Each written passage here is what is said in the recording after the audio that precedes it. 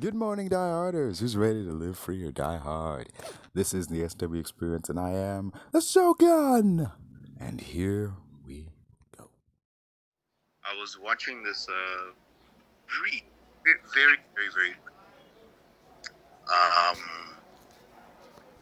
I guess I don't want to call it a biography, but a video on his life, and they spoke about how obviously he is the younger Nick being a Backstreet Boy. Backstreet, yeah. And being older, he was able to control a lot of his career from the jump.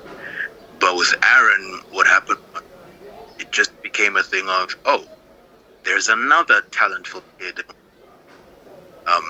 We should cultivate. Of course, with talent comes greed, and with child stars comes parental greed. And so essentially, there's this law, right, that was passed. I forgot the full name. I don't want to. I will butcher it, but let's call it Crohn's law. The Crohn's law essentially dictates that child stars should have 12% of all of their income put into a separate dividends account that said child star will be able to access when they're 18. Now, Aaron Carter, as a musician, grossed over 10 million copies, right? 10 million copies. So he went diamond. With his music. He grossed 10 million copies worldwide, and like his one single sold 12 million. He made quite a bit of money as a child star, child/preteen. Now, of course, what that meant is, since he was a minor, his parents handled all the money, financial holdings and whatnot. And of course, they were required by law, by the Crohn's law, to take a subset of his earnings and put it into this account, so that he could access it when he's 18. Now, in his entire career, Aaron grossed in dollars over $55 million. Over 55. Yet, do you know how much was in his account when he turned 18? In the account? Way less. A measly 1.2 million. And where'd the rest of the money go? His parents aided. And you know what's worse? They left him in debt because they failed to pay taxes on his earnings throughout the 90s. So by the time he turned 18, $1.2 million in his account, his Crohn's account, and he was $850,000 in debt because of the tax. So his parents quite literally fucked him. They pulled a parental child's classic tale. Tale as old as time. They fucked him. And what that kind of meant is he wasn't able to, as an adult, he did not have a good start to his adult life. Finance-wise, every other avenue. And what that led to, of course, was his stint in drug and alcohol abuse. Typical stuff. So he spiraled, went to rehab, came out clean, did some piece work as a young adult, just to make ends meet. And now, as of like last week, he was gearing up to do a Broadway show. He was on an IG Live last week, speaking about this Broadway act that he would be debuting in, right? Singing as well. So what you have is a man who was doomed from the start, but who had less than a leg up when he finally reached like actual adult. And he was in debt, and he was forced to make it in unscrupulous ways, including the adult industry, mind you. Forgot to add. Damn. He had a brief OnlyFans. It was that bad, Biani. It's so jarring when a person like that person who went diamond at the time has to make ends meet by joining OnlyFans. So what you have is his parents essentially killed him. They essentially killed him because they fucked his life up to such a degree. And of course, being parents and being the child, there's always a level of grace that's expected for children who have been wronged. So ultimately, he did forgive his parents in the mid to late 2000s. He publicly forgave them for what they, what they did to him, the betrayal and all. When instead, you should have put him in jail. But that's whatever. Water under the supposed bridge, right? Wrong. Because that drug use never fully leaves you. Ask DMX. Just ask Mac Miller. Just ask Whitney Houston. Just ask any other person who died of a drug overdose. So, of course, he got back into drugs at some point. No one knows when. I mean, I'm sure we'll find out if details come out. But clearly he's been using for a minute. And yesterday he OD'd in his bathtub and he drowned. Essentially a Breaking Bad. The Jane and Jesse, just tragic thing. Something that's so common, something that always happens. Whitney also drowned in a bathtub, mind you. Whitney she was Houston. on cocaine, though, right? Yeah. But she was found dead in her bathtub.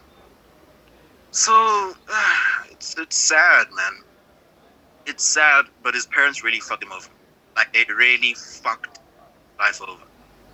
And obviously, compared to Nick was an adult long before Aaron had any hit single. So he's always had a leg up of sorts. So he's lived a relatively clean life. Yeah. He's lived a clean, honest life. He's 42, he has kids. And Aaron got the short end of this. May his soul rest in peace. Yeah. It's tragic, man. It's fucked. This is seriously messed up. Like, you see all these stories about, like, child stars, and they grow up, there are plenty of child stars who have fucked up lives, man. It's mostly Disney kids, for some reason. I don't know why, but it's mostly Disney kids. But, like, yeah, it's the Disney to poverty pipeline. Yeah. Well, actually, Disney to trauma to drug to poverty pipeline. Yeah, but there are those cases of, like, people who bounce back, like your Miley Cyrus, your Macaulay Culkin. The only person who had a smooth Disney career. Smooth. Zendaya. Selena Gomez. Really? Selena Gomez. She started off with Bonnie and Friends in, like, the mid-90s. She was at, like, Christina Aguilera. She actually was, like, a child star. And, of course, she had, like, her low scene appearances in these movies.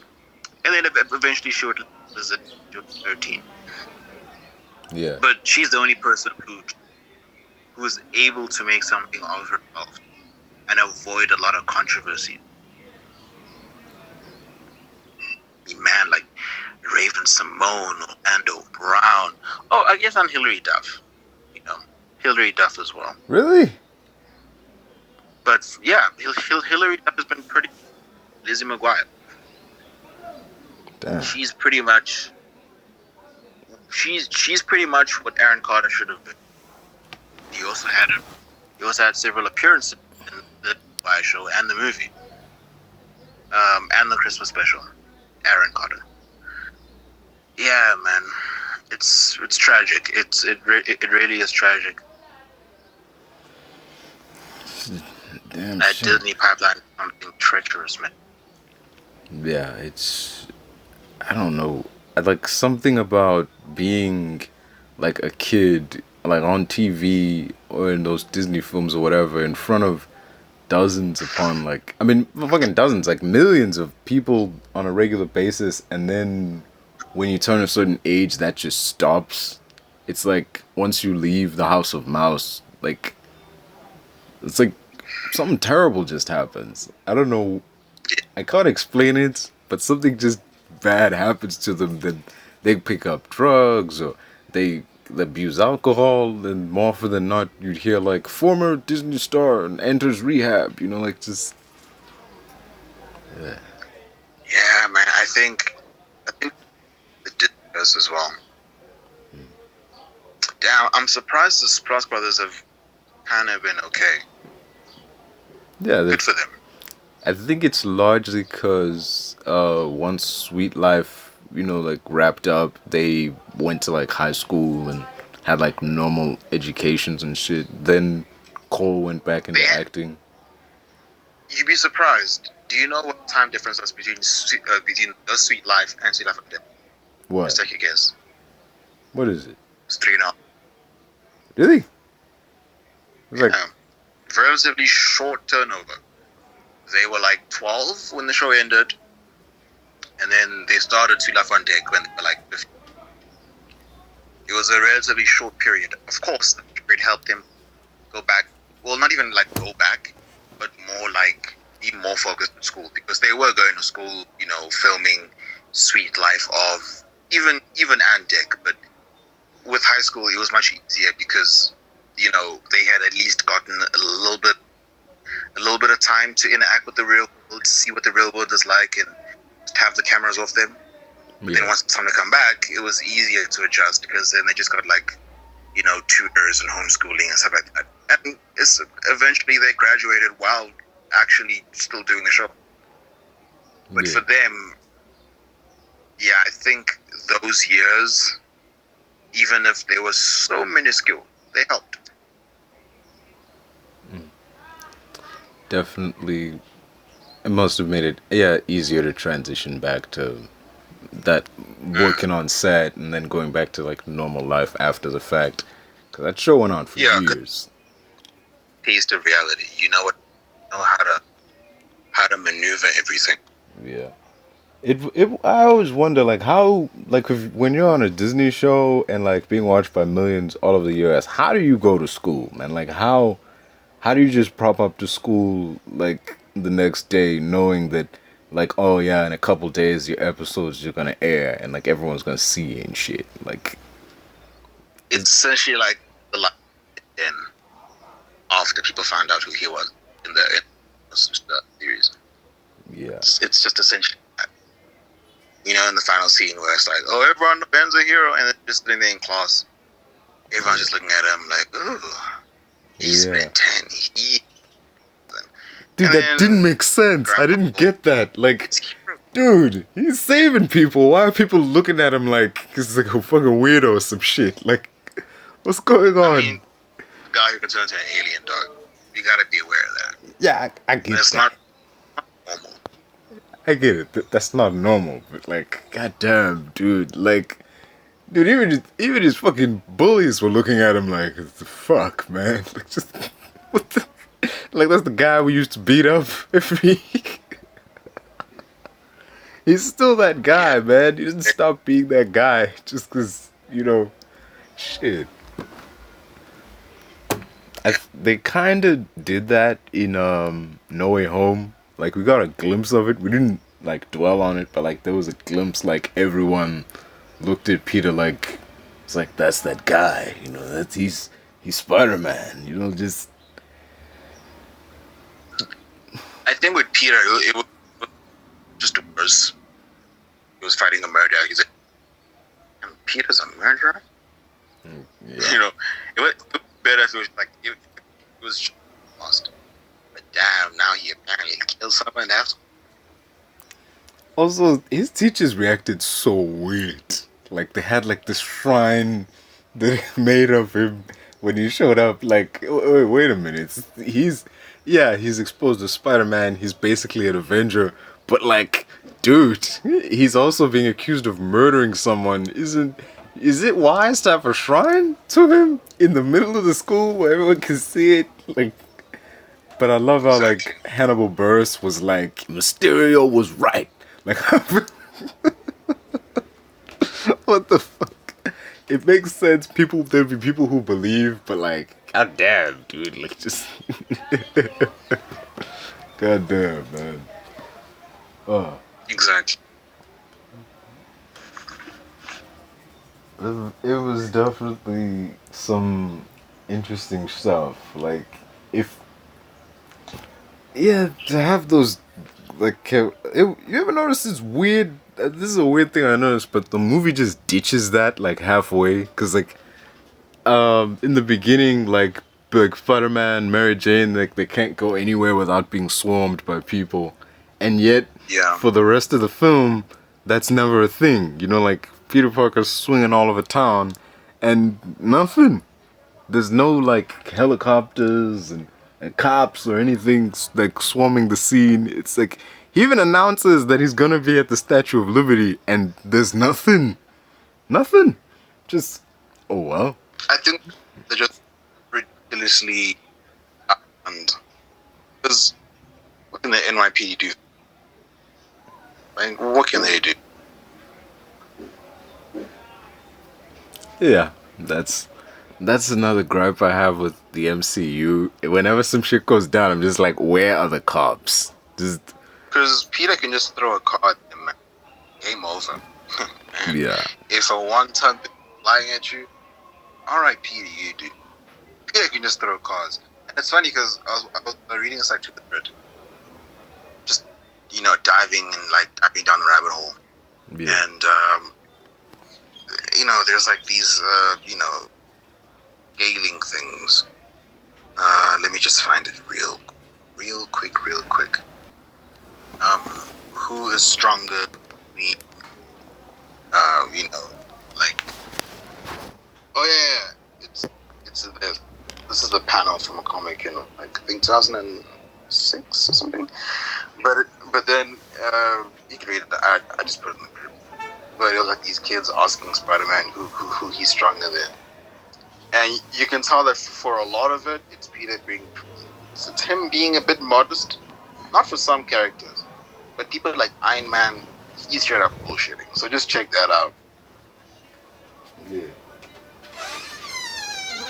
Like Spidey, man, Spidey is crazy strong. Let me just add these ones.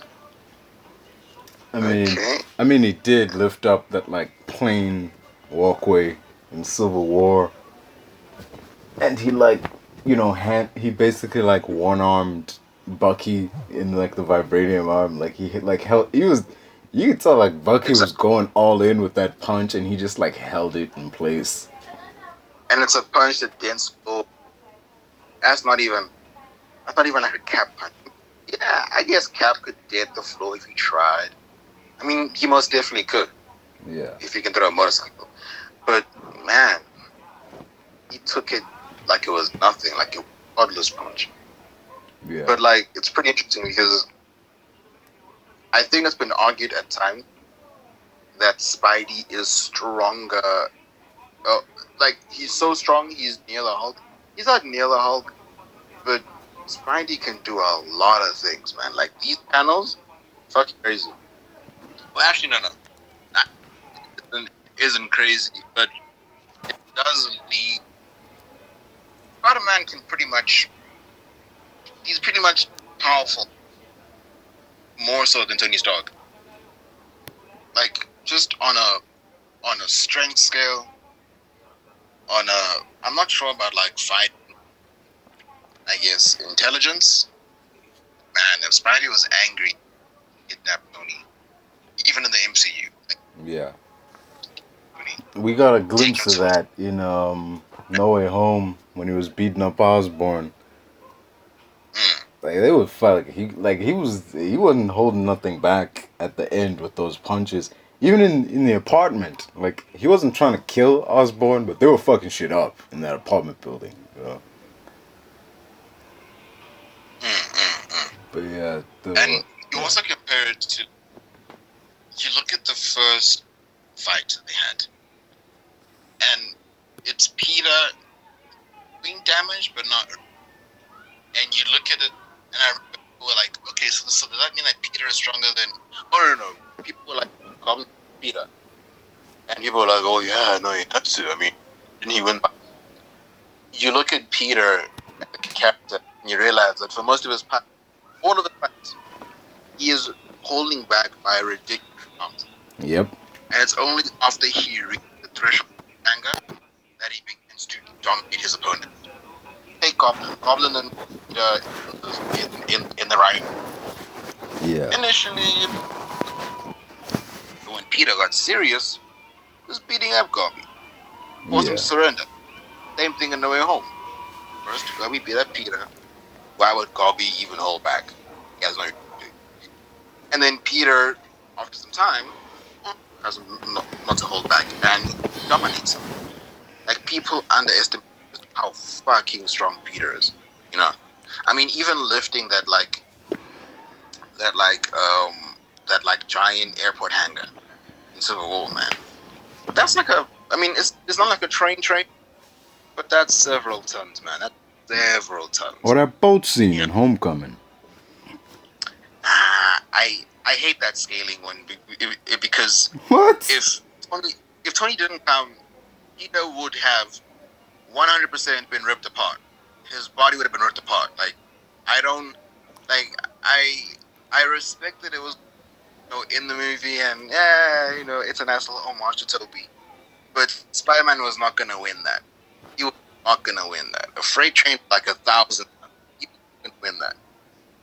A lot of that rescue scene, a lot of it was the fact that the boat hadn't split completely, so it was still slowly pulling apart. It's the fact that yes, the tensile strength of the webbing is holding it for a few seconds, but it's not really holding it. It's more slowing the splitting process. It was still splitting, as evident by his screaming before Tony saved it. But he would have died. He would have been ripped apart and he would have died. So I don't like using that scene because it's not indicative of any feat of scaling. What I more rely on is the rubble scene and the other rubble scene in Far From Home. But I don't use that Homecoming one because he was going to die. He was just going to die. Yeah. That's definitely Yeah. A point to argue. Like, there's a scene in Far From Home where this, like, bell tower is falling and he sort of just swings it away from people. Like, that's spoken about when I mean rubbles. Yeah. Far From Home. In, I guess, Italy. I don't even know where he was. Yeah, Italy. That really showcased his strength. And I still have issue with Far From Home, dude. Like, just the movie wants to have its cake and eat it. Like, at the same time, like, just no. The movie wants an unearned moment. That's my issue with that thing. Cause the scene where dude finally decides to embrace his, I hate this fucking name, Peter Tingle, and he just immediately dismantles all of Mysterio's illusions and drones with relative ease. Like, that's fucking unearned, man. He's been ignoring it for what we're led to assume is the better part of a year. And now all of a sudden he's just like, okay, I need to turn it on. And that's it. That's all it takes. Like, in the earlier fucking scene, like, May threw a banana at him and it hit him. It's like, what the... It's like, just... What are you doing? You can't even ignore it for most of the movie, and then when you need it, just have him be like, okay, it's back now. Just... No, like, have him struggle with it. Like, just... He gets hit by a fucking train! Jesus. Like, you telling me you can't... You see, there's a lot of...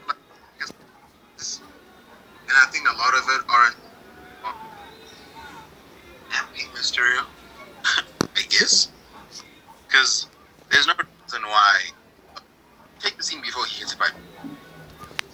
Obviously, Mysterio's putting weird illusion, hate, whatnot. And he hurts his hand punching a pillar. Like, he barely dents it. In fact, he, dents it less. He dents it much less than what Bucky dented in Captain America: Winter Soldier. And then he just hurts his arm. He's like, owie, ow. But you were catching Bucky punch in the movie prior. And yeah, it's I get what you mean.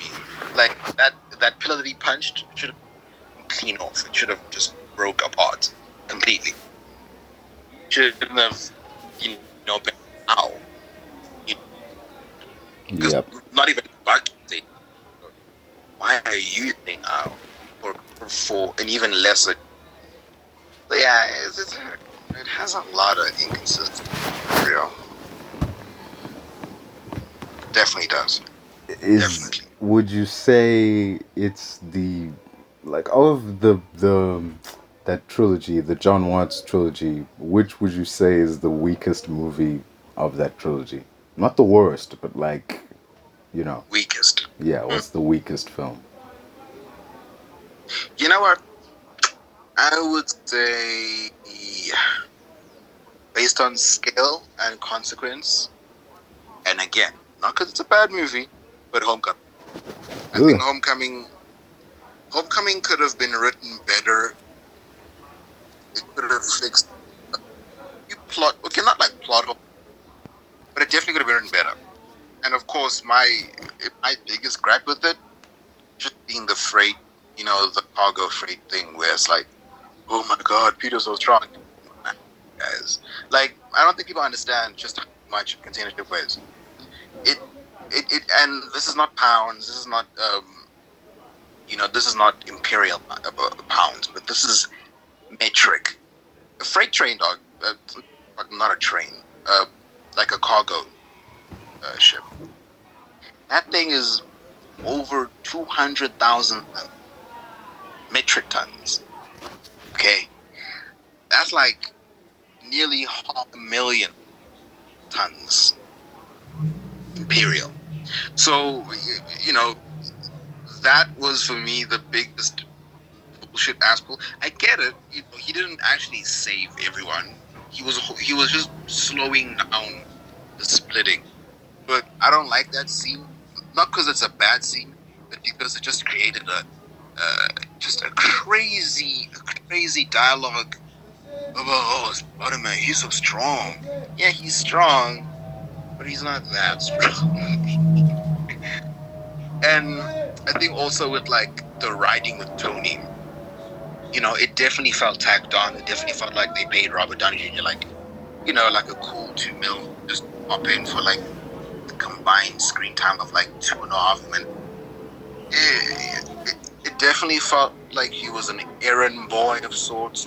Not an errand boy, but more like he's Tony's direct subordinate. Why is he listening to Tony? Why is he doing anything that Tony said? Doesn't make any sense. I get it. He made a suit, but I don't know. I think that could have been handled better. And again, that's where we got the Iron Boy Jr. thing, which it was never a funny joke. I mean, I get it. A lot of his, I guess, a lot of his characterization happened in tandem with Tony. I get it, but yeah, the Iron Boy Jr. thing was a fad that I'm very happy has since faded away. Yeah. Now that we truly have a depressed and sad Peter Parker, as do the fans want. But what else? I think the whole Liz storyline could have been better. Liz as a character served no purpose.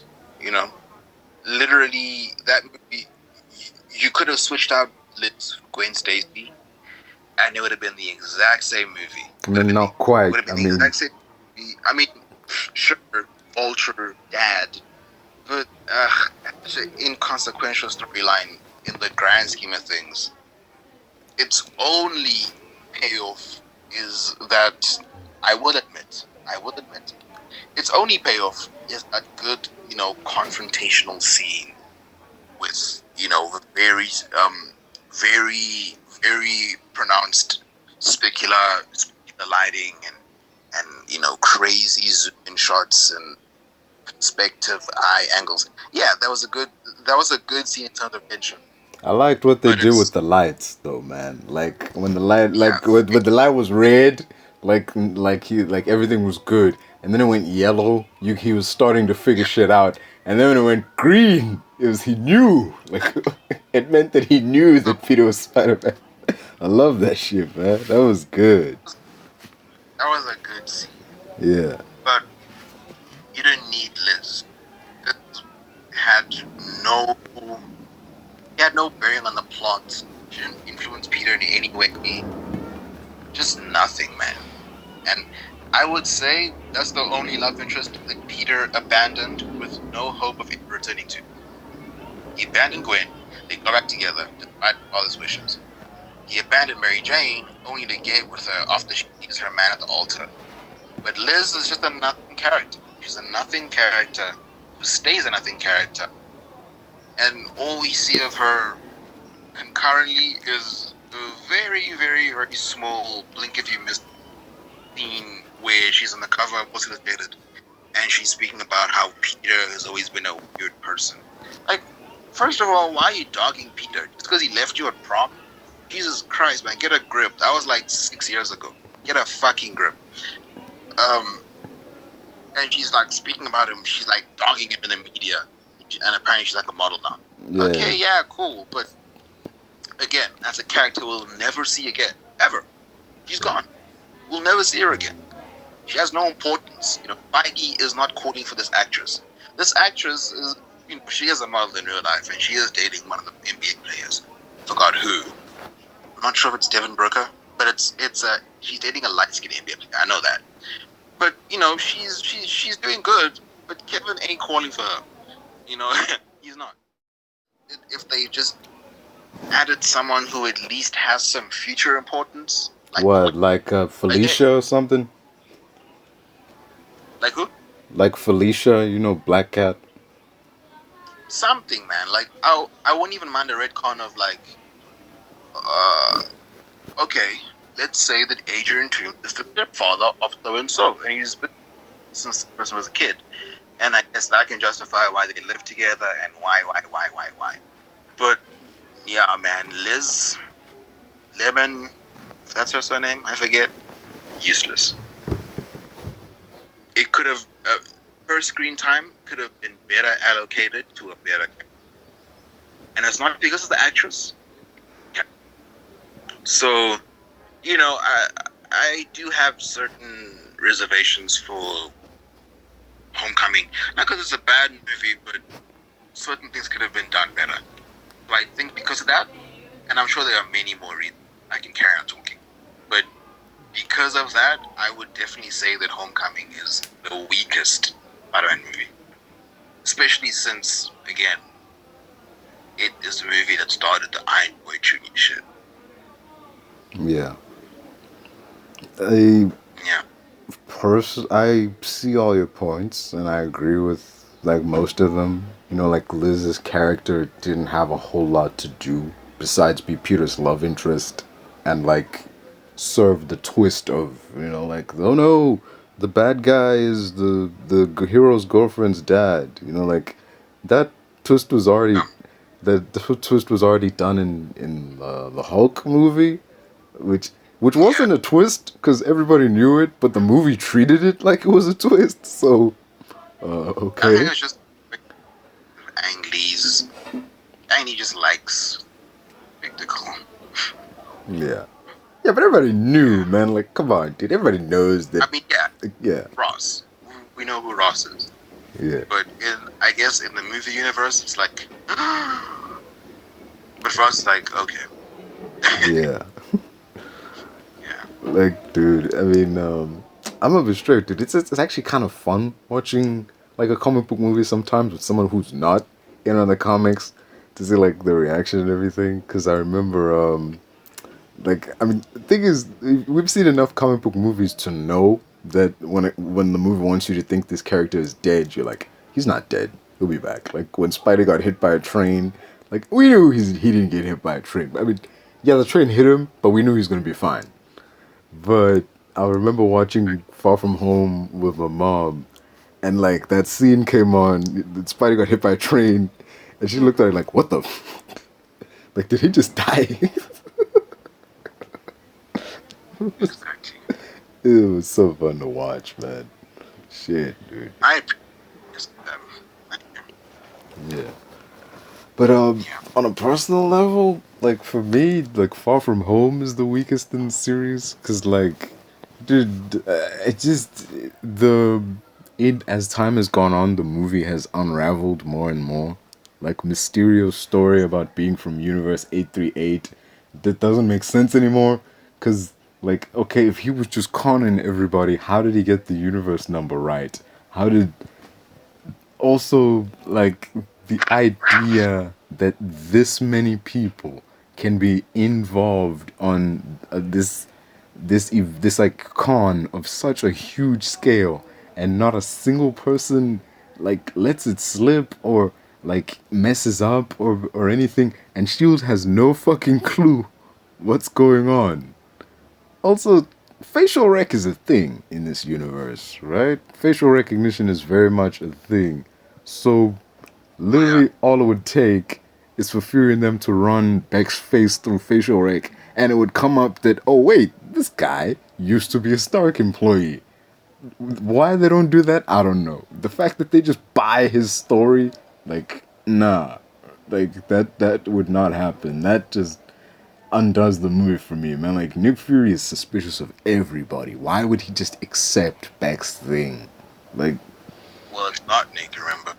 I know that it's Talos and them, but like we didn't know that until in the movie. So in the realm of the movie, as the movie's playing out, this is like Nick Fury just believes this guy because he says, "Yeah, I'm a dude from a different planet, a different universe, and you know monsters from this universe have come into our universe and they're gonna fuck shit up." Like, oh, okay, and he like okay, he fights this discount Sandman, and just I get that. Okay, this man says he's from another universe and there's monsters. Here are the monsters, so he must be telling the truth about everything else. I get that, but you don't like background check him even a little bit, like, dude. Why I don't really. And this is going to be funny because if you look at our world now, our real world, it's a bit scary. Even not even scary how dumb people can be, particularly when it comes to fake news. When it comes to fake news, especially there. And I think this is it's kind of turned on its head in the past few years. Seeing isn't believing anymore. People will look at something, and if you're convincing enough, you can convince a person that a crab is a bunny. Like and I don't know if it's now or it's always been the way. We just have a large subset of extremely dumb people. Like just dumb people. People who believe anything. People, I mean, just look at the whole vaccines bad during COVID thing. Dude, you had literal scientists and literal medical researchers saying the vaccine will not give you 5G. It will not give you this and not give you that. But who's getting 5G because of the vaccine? I'd love to get some 5G. Hey. I would love some damn good 5G. You know how slow the shit internet is? Damn, give me some 5G. You know what? I would love 5G too. But yeah. Molly, just imagine you go for the Pfizer vaccine. It comes with a T-Mobile SIM card. Bro, this nigga, man. Yeah, man, how you doing? I'm alright. I'm functioning on 2 hours of sleep, man. It's not good right now. I'm functioning on 3. I understand. But you got a kid. I was watching esports. Big difference. We're adults. Fair enough. Yeah. But so let me just give you some backstory before we were speaking about so John Watts, his Spider-Man trilogy, 3 is the weakest and 1. So I had spoken about the first one, in my opinion, being the weakest, just because of the really plot inconsistencies, mostly just weird things that didn't need to be there, like the Peter holding the 200,000 ton, a freight ship that he shouldn't be able to hold, died, from in a few seconds.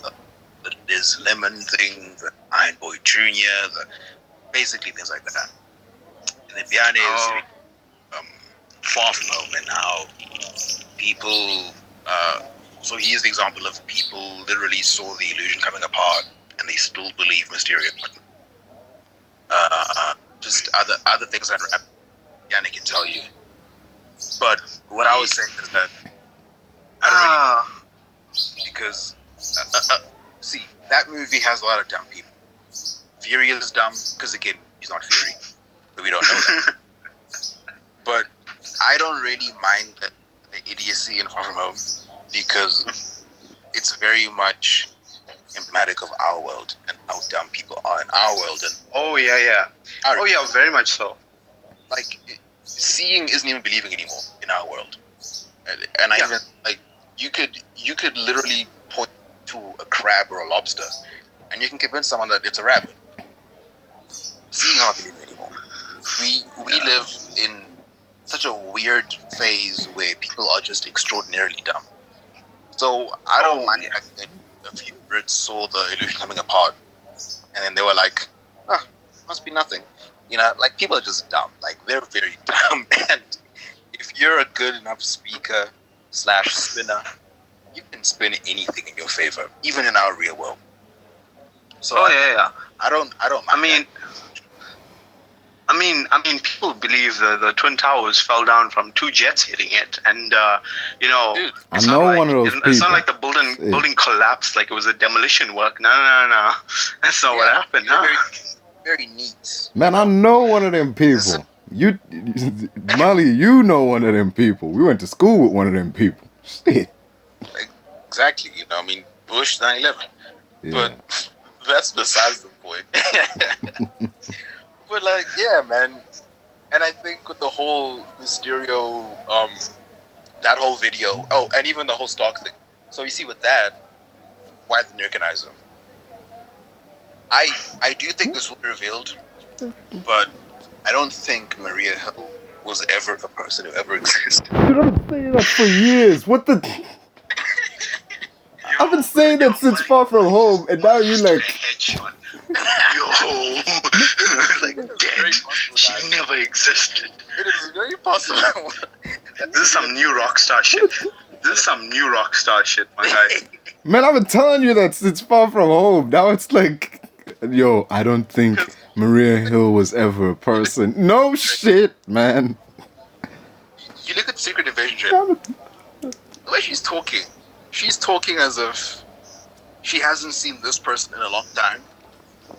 And apparently she's always called on him in times of great need.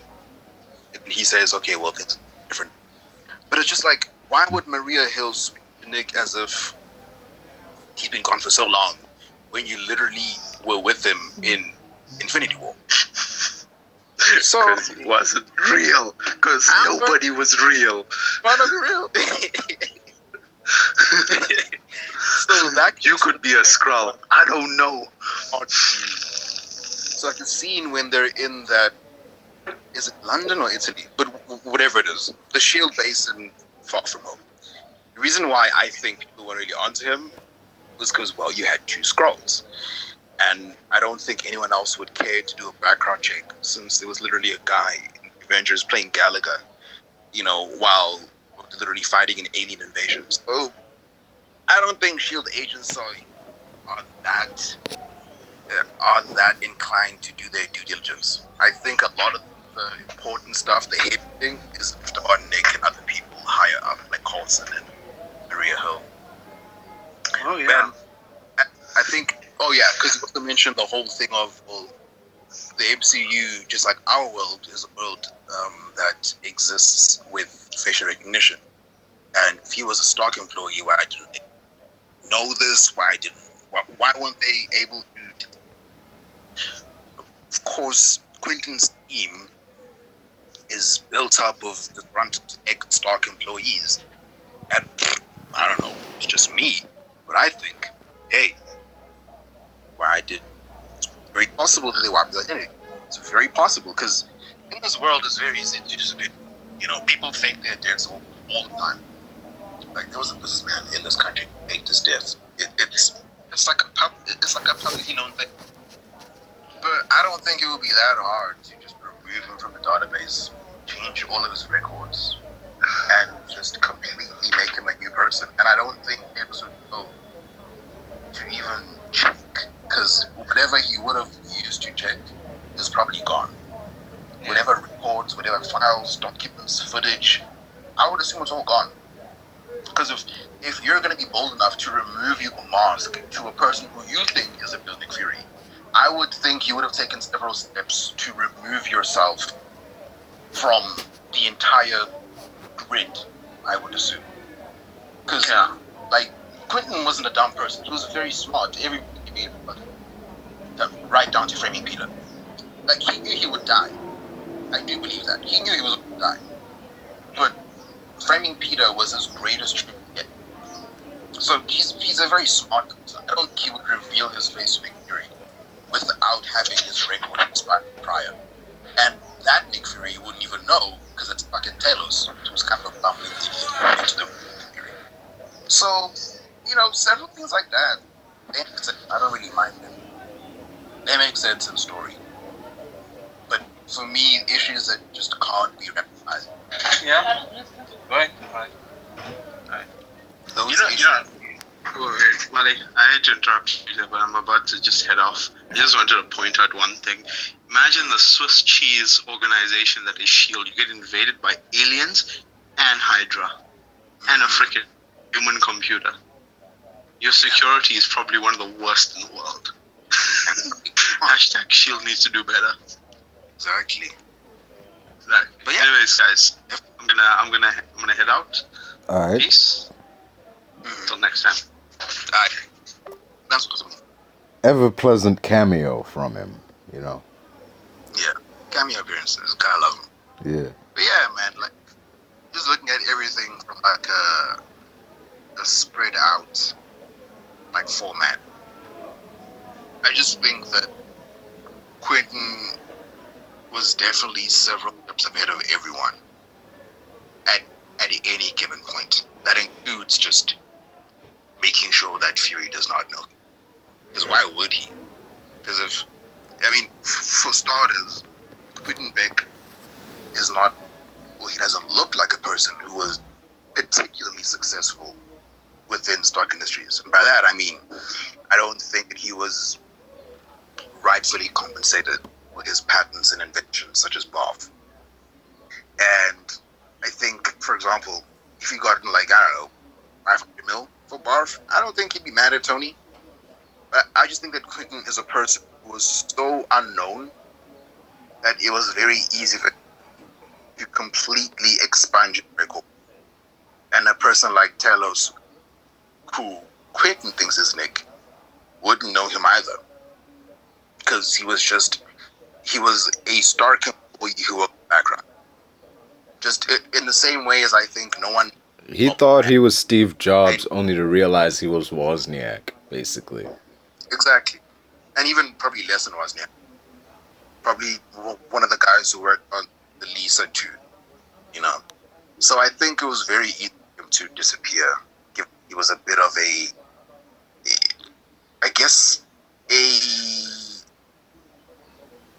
he was an unsung hero of sorts.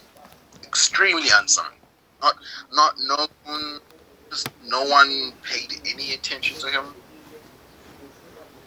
But I think it was easy for him to just completely disappear. Plus, as Muhammad said, a lot of S.H.I.E.L.D's resources took a big hit, The True Skillion was destroyed. I mean, even like the entire, the database, it was fried. Because it was intertwined with, it was intertwined with Hydra. So everything had to go. And I think if the real Fury was there, Fury would have caught onto his bullshit much, much, much sooner. But even the real Fury wouldn't know who this person is, just because he was such a low-key person. A bit of a loser, if anything. But yeah, Maria Hill is most definitely a Skrull. It was never a real human. The only issue with that would be the fact that in Avengers, she really has red blood. But you could clearly retcon it, you know, somehow. Yeah. But you see, the issue is retconning it. And again, it's such a very small, inconsequential scene, eh? It's literally just like, okay, Hawkeye he fires a arrow bomb. Here he goes, Fury goes flying, he'll go flying, and then Heal comes back, little, bludgeoned temple. And it's red, unfortunately it's red, because back then, I don't think they planned to have Skrulls and retcon people to be Skrulls. But, they could make it green. They could, but also it wouldn't make sense. I personally would say, don't put any blood at all. Remove the blood. Remove it digitally. That way, you can kind of be like, okay, well, how does she take a hit that big, walk out unscathed, and why isn't she bleeding? Well, she's a Skrull, and that damage was not sufficient enough to damage a Skrull. And if it was, then she would have bled green. Things like that can be easily retconned. But yeah, I do believe that Maria Hill is a Skrull. Finally. Shit. Yeah, that's plenty to support that theory, though, man. Just Yeah. Plus with the what's the scroll? So Secret Invasion coming up, we'll definitely get some concrete confirmation on that. 'Cause, yeah. The idea, like, dude, the moment I saw that coming out of No Way Home, when I saw her and Talos, like, reveal themselves to be Skrulls, I just knew, like, there never was a Maria Hill, was there? Just, yeah, because... Because, like, Hill is supposed to be Three's, like, a right-hand person, right? Even more so than Coulson. And, yeah, I know Agents of S.H.I.E.L.D. exists, Coulson is still alive, and he was like the Earth Shield, but I think for all intents and purposes, Hill became the new Fury from an unhidden perspective. Coulson, yeah, he's the real guy up top, but for appearances, it's Hill, and because of that, it's confusing to me why we never saw Hill in Ultron. Yeah. We didn't see an Age of Ultron. Did we see her in what's this? Did we see her in Captain? No, we didn't. We didn't. Not even a little bit. She wasn't in Captain Marvel. Yeah, so that we didn't even proves see it. her as like a junior, because again, she's not old. She's not like young. I think Colby Smulders was like in her 20s and the 90s, so she would have been like a junior. Like, we didn't see her. We saw Coulson. Coulson's actually a human. We saw him. I don't think Colby Smulders would have wanted that much money to appear in the movie. So clearly we haven't seen a young Maria Hill. We didn't see her in Age of Ultron. We didn't see her at the end of Far From Home when Nick is on the ship. Instead, we saw a Skrull version of her. But where's the real her? We saw the real Nick. He's on sword. Yes. But where's the real Hill? She doesn't exist. Mm-hmm.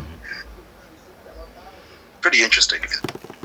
Yeah, the idea that like a Skrull's been... I mean, we know Skrulls have been on Earth for many, many years, but like the idea that one of them is a high-ranking S.H.I.E.L.D. member, like, Dog. I fuck with it. It's a pretty sweet retcon. No. Yeah, it's pretty sweet. I don't think Rhodey will be a Skrull, though. I don't know. It could either... It could be framing. You've been seeing that theory too, right? Like, dude, it's so weird. Yeah, see, I'm a Skrull, but then also looking at his preparation and just how weak he is in general, it doesn't hold any credence. Because just look at the fact that, okay, in the trailer for Invasion, it's like Nick speaking to Rhodey. Are you fully familiar with the team you have? Just to be like, Do you really know your guys? Like, I know that they're your guys, but do you really know your guys? And of course, turns out they're Skrulls. But I don't think he would have that conversation with him if he knew he was a Skrull. So I think he's not a Skrull. Because I think Nick knows every Skrull on Earth. Maybe not every Skrull, since they're villain Skrulls. But I think Nick knows every Skrull that's currently on Earth that was sent by him or ordered by him to be on. Where is But it? Yeah. as for obviously the villains were not going to be Skrulls. But yeah, definitely holds a lot of weight.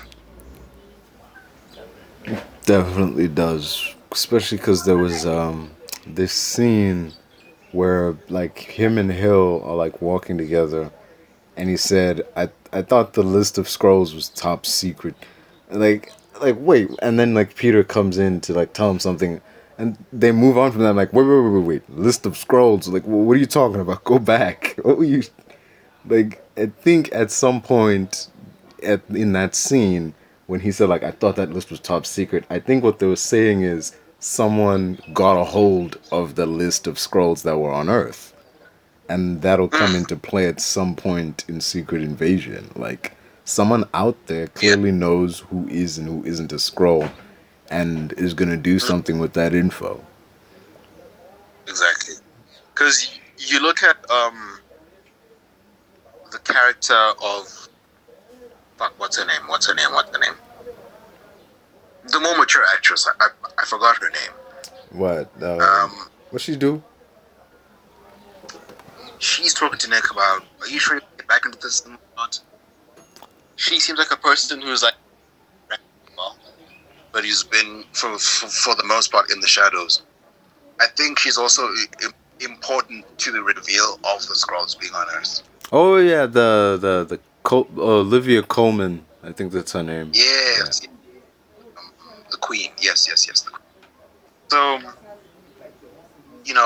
even that is okay. Well, clearly there's like a very deep-seated hidden agenda, and if you look at Emilia, Daenerys. You look at the character of Daenerys, not the GOT character, but that is Emilia Clarke. Yes. Her role has been revealed to be like this space alien. I mean, alien being shorthand for a humanoid being who looks like but isn't a human. But she's from another world, and I think she was probably called by Nick or something. But it seems to me like Nick has quite a few intergalactic connections, which isn't strange given Captain Marvel. But when you look at it in the context of the Avengers back in 2012, you're like, oh, that's the first time Nick's the alien. Clearly not. And of course, I guess a lot of that was framing. I think Nick always knew that the World Security Council was like whack, and that they were evil. But he was playing his cards close to the chest because he had his own agenda that superseded their authority. So I do think that a lot of him in that movie, as much as it was in that context of back then, given that the universe wasn't as big, I think you can easily recon it with like Fury is playing dumb, and he's talking about there are a lot of worlds out there. We're helplessly outgunned. Meanwhile, he knows he's got Carol in his back pocket. He knows he's got Daenerys in his back pocket. He knows he's got some Skrull shooters. Like Nick knows, but yeah, retconning it would be very, very easy, much easier than retconning Hill being a Skrull just because of the blood thing. But yeah, it's definitely gonna be a very interesting series. Yeah, though personally, that with in regards to like him saying like we need the Avengers, we need a response team. With the Skrulls, thing is like yeah, you're right. Nick Fury has like the Skrulls. He's got Captain Marvel in his back pocket. But the thing is, both those things are secrets. Like he can't play that hand you know, Exactly. yeah, so the way he's like, we need the Avengers, what he's really saying is, I need a public response team that Yeah. a public hand that I can play, that everyone can know about. Because once I call I Captain Marvel, I can't undo that, Once I expose the exactly. Skrulls, that can't be Once you undone. open up that, Yeah. there's no closing it. Yeah, true. And when you look at it, I think always had some level of control during the Battle of New York. I know. A lot of its framing is like, oh well, the World Security Council did, and they still launched it. They could have called Carol. Could have called Carol. It was a good 5 minutes when that actual nuke would have hit Manhattan. Carol could have gotten there for. If it was like really in the middle, I think he would have like spoken to. Because as much as that just seems like a stands to reason that he can, well, because why wouldn't you?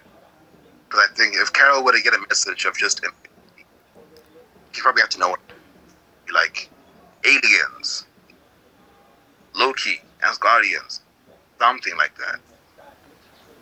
I definitely think that the Battle of New York, as much as it's a showcase of the Avengers at their beginning, I'm not gonna say it's orchestrated because it wasn't, because Loki, he didn't cahoot with Nick, but Nick had much more control than what he led on in that movie. Yeah, he definitely did that, and that's clear in the movie because, they're like, we need to send a nuke and stop the thing, and he's like, nah, like, don't do that. Because he, deep down, he knew, like, yeah, this seems bad, but my team has got this, like, it may seem bad in the moment, but they've got this. They're gonna win. Like, he knew what was going on, which kind of explains why, like, he didn't send in the troops or nothing.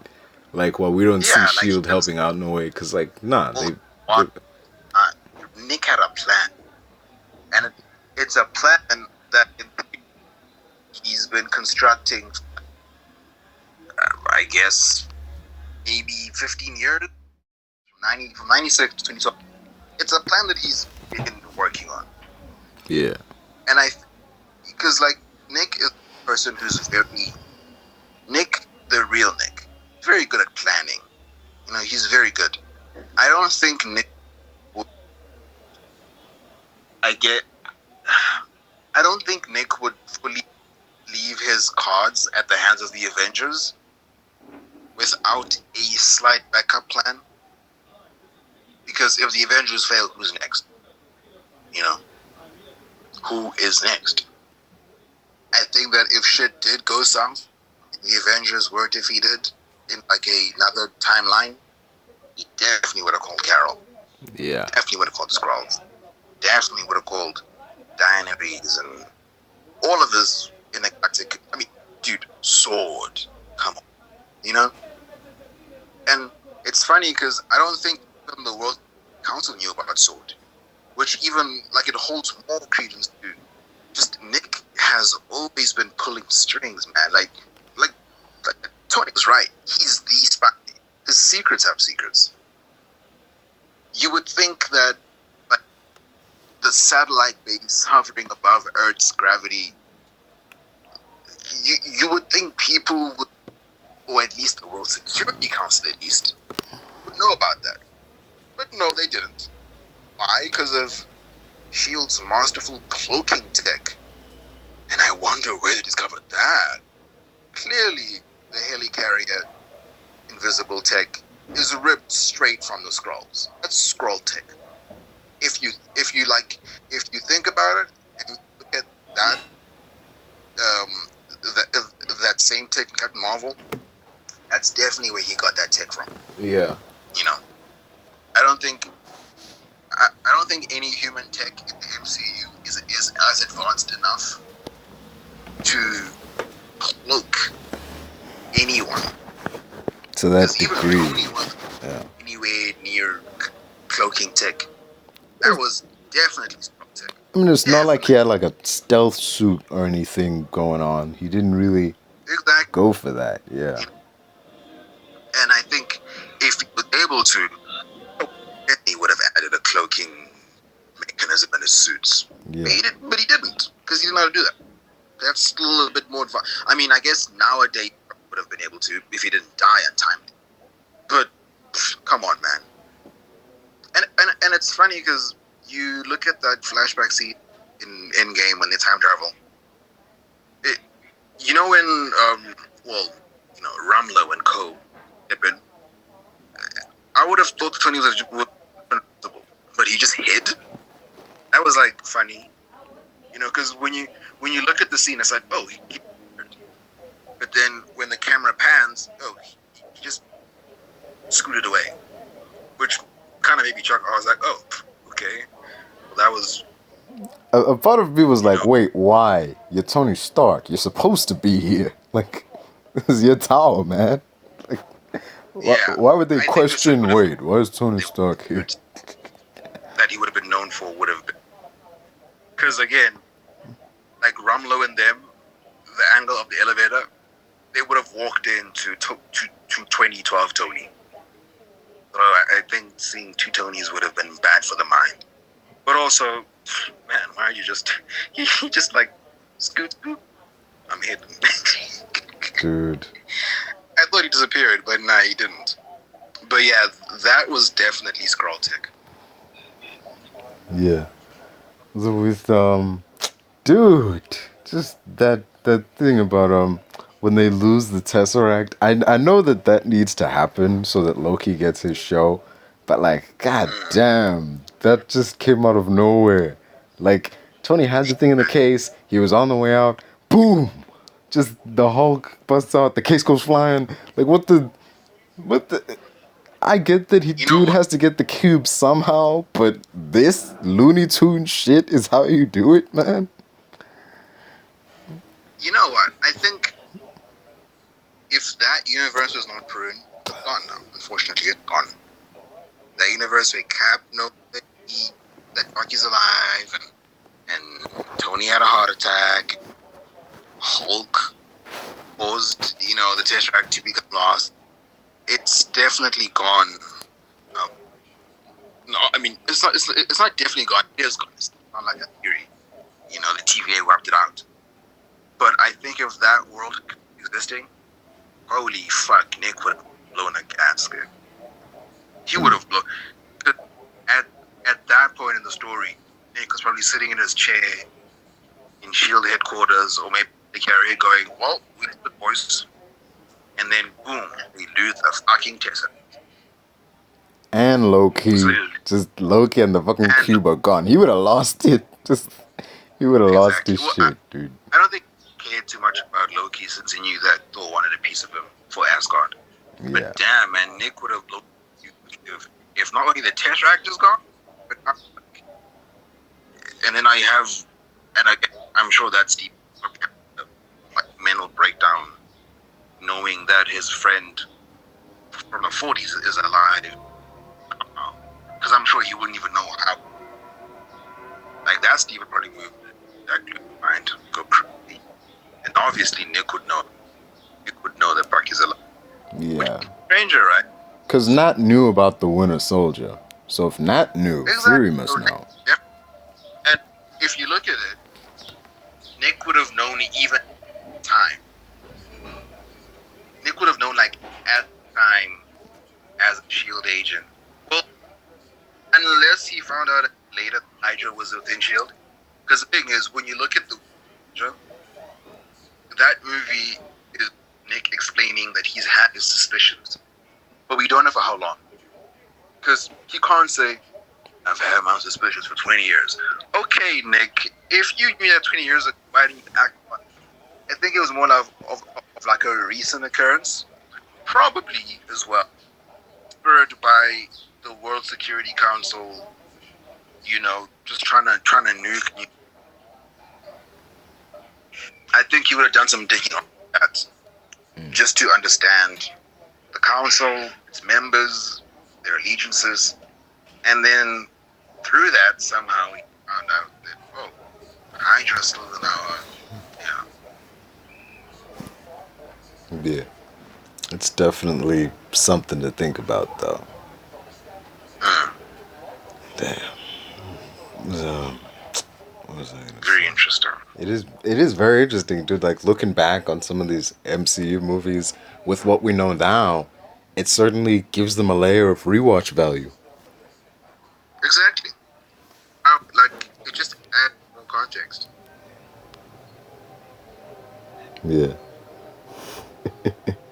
Just remembering this scene with like Fury's in his car and like it's all shot to shit and Hydra's trying to kill him. And he's like he's like telling the car, what the fuck is that car, by the way? Like, that ain't no ordinary smart car. But like, damn, dude. Like, he's like talking to the car. He's like, get me Agent Hill. It's like communications array damage, because it's been telling him like this is damaged. This is damaged. It's like, what's not damaged? It's like air conditioning fully operational. What the fuck? Oh shit. There's like weird humor in like that's become kind of a criticism of the MCU nowadays. The jokey nature of it all. You know, just has it gotten better or worse for you? You know what? Compared to like, so like, do you mean specifically with the plot holes, the world building? I mean the yeah, the world building basically. Cuz a lot of these stories are pretty isolated. So, would you say it's gotten better or worse? Okay.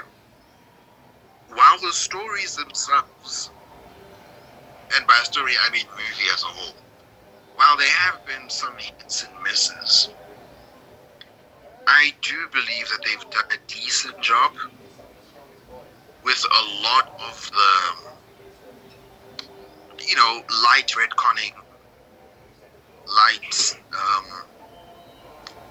guess, light reveals, like, oh, maybe Hill was never real, because that's the implication. I don't know. They've done well with what they had access to, because obviously what you have is them building the story as the years pass, as the phases commence, and as they have access to more characters with more stories to tell. I think Feige's done a decent job. Actually, more than decent. It's very hard to make things cohesive. Things can be cohesive, but it might be good.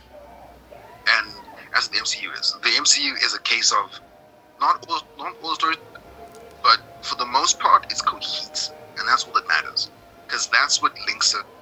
That's what links the interconnected universe. The cohesiveness. And I think he's done a good job with everything that he had access to, with his limited access to characters and storyline. Yeah. He's done an okay job. My only thing, and what I think will be the hardest thing, this will be the hardest thing I need thus far. It will be explaining where the F4 and the X-Men are. And again, we heard the theory of like, we heard this theory of, oh, well, maybe because of the quantum realm, they were stuck in a time rift, and they actually left in the 60s because Hank Pym would have created the quantum realm. Well, not created, but discovered, because with the Pym particles comes the discovery of the quantum realm. So, maybe Reed was, one of Hank's. And then that accident happened with the cosmic rays. And then bing, bang, boom, quantum realm. And then they're lost for like 50 years. But again, that would make sense because clearly in the quantum realm you age. Janet is aged. So they can't really use that on the story beat anymore. And I think it would have been inappropriate to have like a 74-year-old Michael Douglas with a 32-year-old Michelle Pfeiffer. They probably could have kept her the same, but it just would have been weird.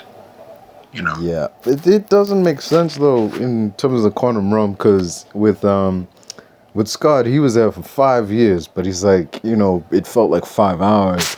But with Van Dyne, she was there for like 30 years, Like, and she aged 30 years. So should have been 30 hours. Okay. yeah, But like my headcanon, and this is not proof, I would assume that because the quantum realm is a whole universe. It's a new universe altogether. And it's a universe that has several wormholes to other universes. Which again is the whole premise of time travel. You're not literally going in a time machine, but you're going into a universe that is of a different time. It's not like time travel in the classic sense, and I appreciate that because it leaves lots of room for creativity. My headcanon would be that perhaps certain pockets within the quantum realm are timeless, and some are very similar to our real world for reasons, and maybe that's Kang's doing. He doesn't age. Maybe Kang was in a pocket of the quantum realm where he doesn't age because Kang is just a man. He's just a. I do think that given this hyper-evolved person, Kang the Conqueror, he found some way to slow the age. Because in Loki, he does say that I am much older than I look, and we know that's true. Like, he who remains is quite possibly billions of years old, but he looks like a 32-year-old man, like a 30-year-old man. So I think something to do with the quantum realm, probably eats in the lack of aging for Kang, and I think Janet was not in that specific area where time worked differently, because it seems to me like in the trailer for Ant-Man 3, it seems to me that she doesn't know who Kang is, but she does know who Bill Murray's character is. yeah. So From that trailer, we see that. Yes.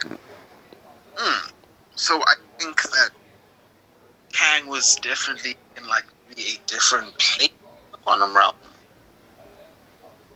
Maybe a similar place where Scott was, given that he aged 5 hours in 5 years. Because if Scott was with Jack, Scott would, she would have been trapped in the quantum realm. That's just the logic.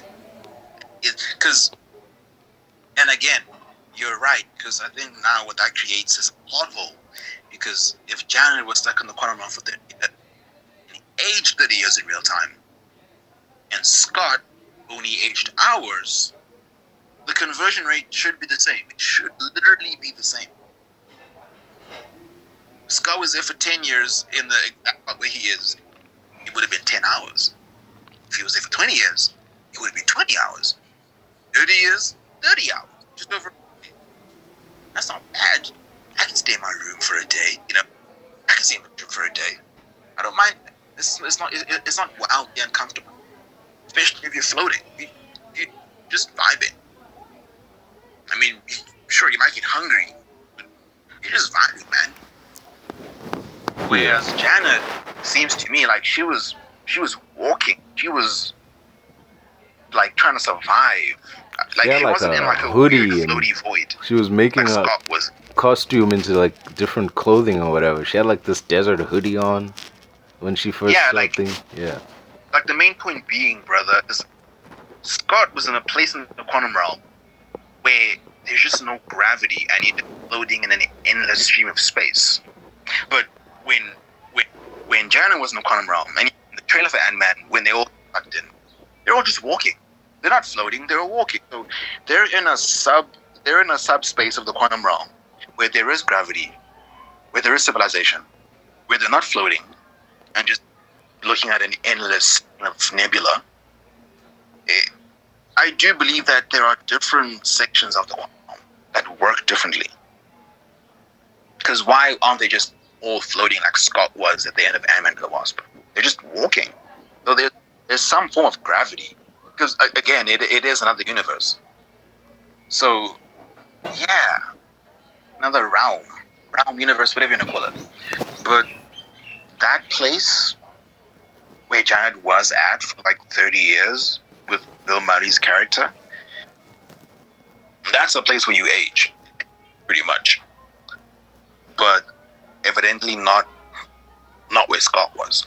Which is weird, right? Because, yeah, it's just weird because for the most part, the quantum realm has been, it's been spoken about in like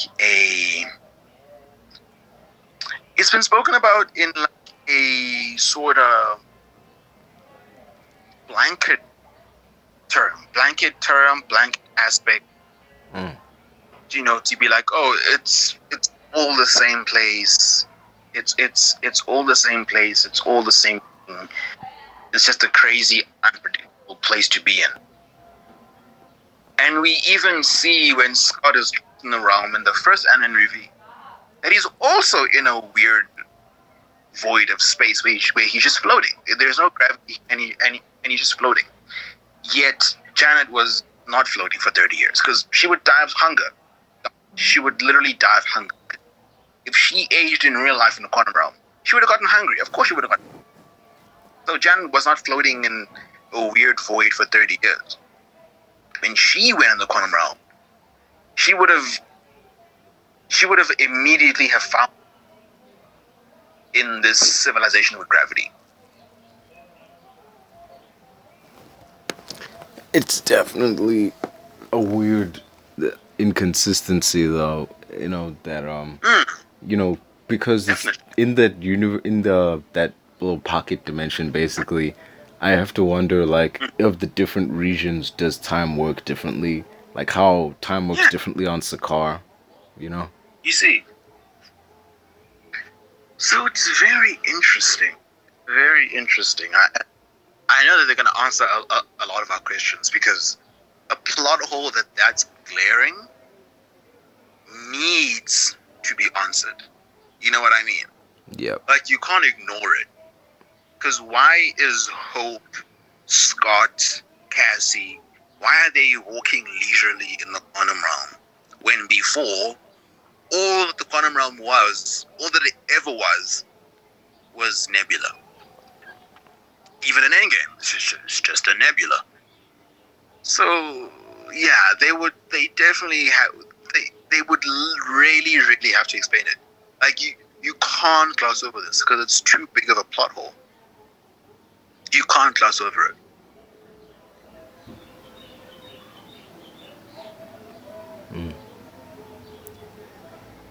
It's very interesting. Yeah, they're definitely gonna do it. They're gonna like bend over backwards answering this one, man.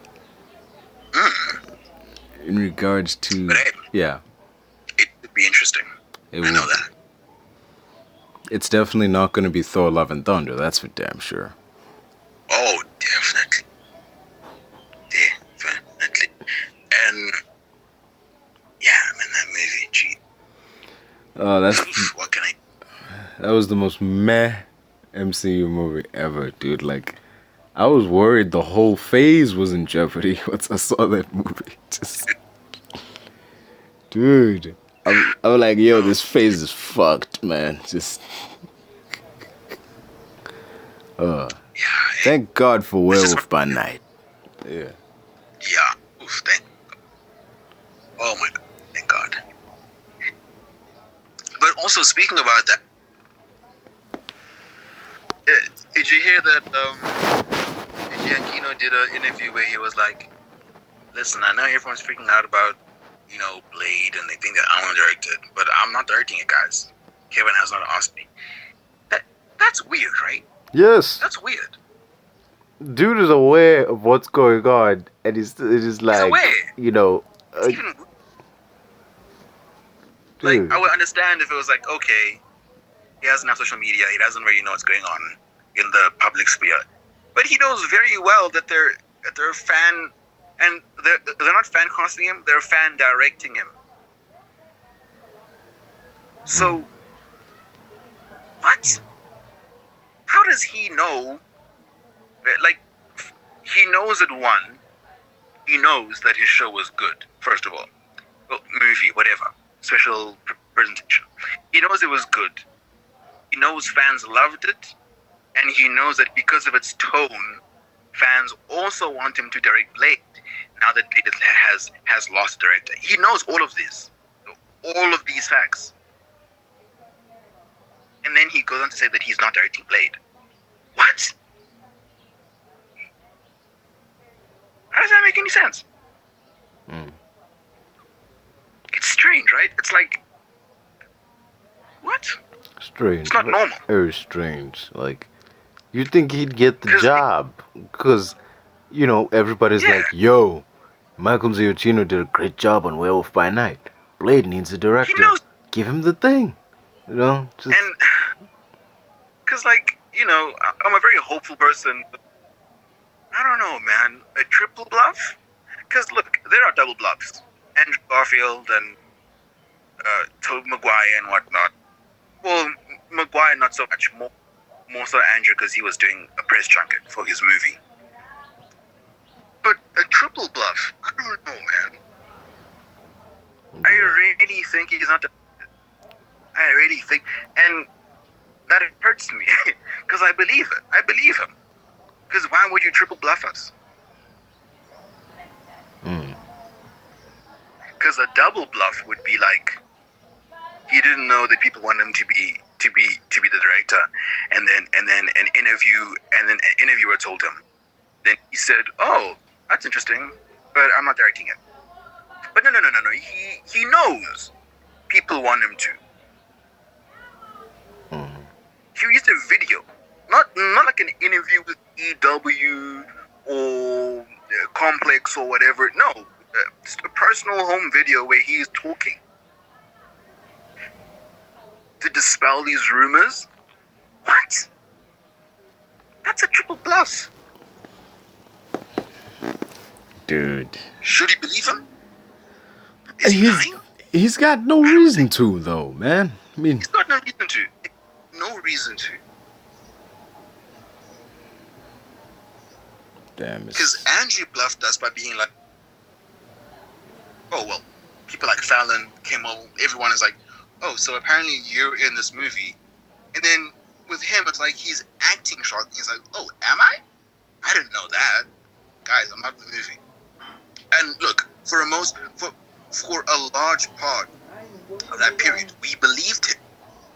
Up until that 4K little behind the scenes GIF leaked.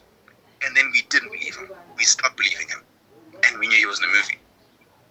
But it's the surprise factor that he acted surprised and then dispelled the rumors. That's a double bluff. But this guy knows. So what reason would he have to continue lying to us when he already knows? Yeah. I don't know, man. It's disappointing. And look, I don't want to talk on any future director of Blade. I'm sure that will be good. If anything, if Feige really wants to throw a bone to the fans, hey, he could get in Guillermo del Toro. He could. If he wanted to. He's Feige. He roped in Stewart. He roped in Jackman. Please. Guillermo would be glad to. But, man, Michael would have been sweet as well. I don't want to lie. He would have been sweet. And he's in-house. He's an in-house director, man. They wouldn't have had to go far to get him. Scores for 12 years. Damn. That's disappointing. Yeah. But yeah, in Feige we trust, right? Hopefully he'll give us a good... That's not as solid as it used to be, though. Yeah. But I think She-Hulk and Werewolf by Night helped us. Because remember when we were speaking a while ago, we were like, Feige, we need something to just keep us on the Marvel train. Remember? Yeah. I think we've gotten that with these last past 2 iterations, and if like, I'm not gonna add Wakanda Forever in that dialogue. I'm only gonna keep it to She-Hulk and Live by Night, and Shang-Chi, I guess, because the payoff again will be. It might be related to Kang. That the 10 rings are probably like some tech that are connected to Kang, and whatever. But I don't know. I am staying on the train though. I am staying on the train because only because of and Werewolf by Night. And I'm coming back. So I'm staying. He's given me 3 things to latch onto, and I appreciate that. But yeah, man, I just hope he can. I hope he can maintain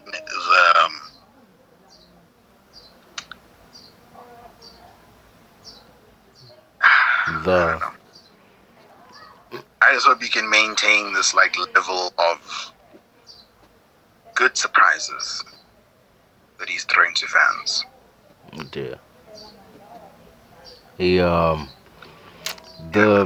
when I think it was, I don't know if it was Eternals, but there was like a particular movie where I just felt like, well, this is it, man. The bubble has finally burst on the MCU. There's only so long they could carry the string of hits. Like, I can't remember what movie. I think it might have been Eternals, but I was like, yo, man, the bubble burst, you know? The streak of banger after banger just finally came to an end. A screeching halt. A very painful ad. Yeah. You know that Eternals is 1 year old? It's like the 1 year anniversary of the movie. People are apparently looking back on it as I get this, man. They're looking back on it as the most misunderstood MCU movie. Like, they're saying it's a misunderstood classic. Just. Yeah, did you see the article? Yeah, I saw it. People, and you know what it is, and I promise you, it's all stroking Chloe Zhao. That's all it is. Because why do publications care about defending Marvel Studios? They don't care. People hate us. They hate us. They didn't defend us when Marvel's created his comments, you know. They didn't defend us when it came to Statham's comments. They didn't defend us. No one did. So why am I defending this one movie that is objectively the worst movie? Because of Chloe Zhao. It's disgusting, man. It's like it's this dumb sexual preferential treatment purely because it's linked to a director. If a random director Eternal Spanning, I promise you, they will not be defending it. But no, it's Oscar winner Chloe Zhao. Everything she does has to be perfect. Bullshit. Get off your high horse. If that movie was directed by some, like, I don't know, who's a director? Let's say Kenneth Branagh. Okay. If he directed it and it was as bad as it was, they would not have defended it at all. They would not. But hey, female director, ooh, person of color, ooh, Oscar winner, ooh. She is like their fucking, I don't even know what to call it. She's not exactly, but I would say she's like the linchpin of the progressive era. And they're doing everything in their power to defend her honor. She's just a linchpin, and I hate. Although, I will give props to that one amazing scene with like Makari and Icarus. Yeah, that speed scene is beautiful. It's just you gotta sit through that. You gotta sit through 90 minutes of all this other shit to get to it. You know. Yeah, and it's not worth it, but it's a you know. It's not worth it. You sit through, but not worth it, but it's still a good ass scene. Yeah. Yeah. But yeah, yeah, man. I think we should be okay with calling the movie bad and just leave it at that.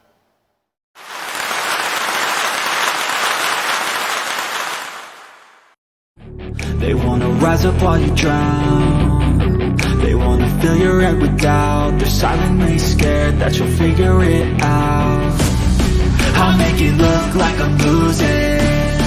Won't bother hiding my bruises. And when they finally think you're wounded, then it's your chance to be ruthless.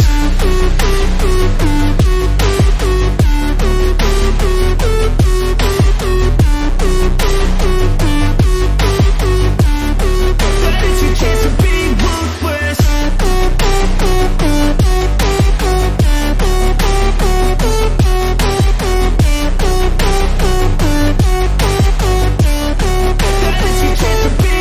They don't wanna see me make it, they don't wanna see me care. Anytime I make some progress, I can see that they compare. I think everyone's against me, maybe something in the air. Am I paranoid? I swear a void is forming and they're scared. I walk a straight path, not many can say that. I like to play fast, cross me and there's payback. You better pray that I don't see your face at any place that I go. I know you hate that. I've been doing fine, I'm not wasting any more time. I live for the fight and the climb, and I think that the pain that's deep inside is what defines. So I won't give up, I'm gonna make it to the top. I don't care what's in my way, I swear I'm never gonna stop. I could fall flat on my face and I swear I will get back up. Cause I don't deserve a thing and the road ahead is tough. They'll try to kick you while you're down.